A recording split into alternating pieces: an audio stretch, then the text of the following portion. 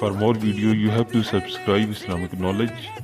بیٹے کی شادی کی، بہو گھر لائے، ابھی 2 دن نہیں گزرے تھے، کاروبار میں نقصان ہو گیا، یا گھر کا کوئی فرد فوت ہو گیا، یا کوئی جانور مر گیا، تو کہا کہ یہ منحوسہ آئی ہے تو ہمارا یہ نقصان ہو گیا۔ اگر وہ نہ آئی ہوتی تو پھر یہ نقصان نہ ہوتا، پھر تم قیامت تک جینا تھا، یا اس سے قبل تمہارے کبھی نقصان نہیں ہوئے؟ تمہارے گھر کے اندر بیٹیاں موجود ہیں، یہ بھی کل کسی کی بہو بنیں گے، اور ان کا بھی کوئی نقصان ہو سکتا ہے، اور یہ بھی منحوسہ قرار دی جا سکتی ہے۔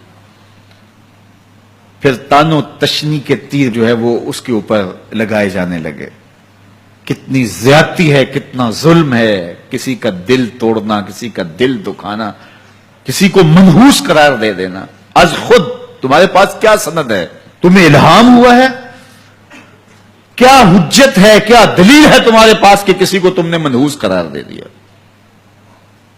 کتنا مکار ہے انسان، اپنی بدعمالیوں کو، اپنی نیت کے کھوٹ کو، اپنی نیت کی کوتاہیوں کو، اپنی سستیوں کو، اپنے عمل کی کمیوں کو دوسرے کے اوپر مڑ دیتا ہے۔ کاروبار تو نے صحیح نہیں کیا، نقصان ہو گیا۔ صبح 12 بجے اٹھ کے تو گھر سے جا رہا ہے اور نقصان ہو گیا۔ تو نے 2 نمبر مال بیچا، آج پکڑا گیا اور نقصان ہو گیا۔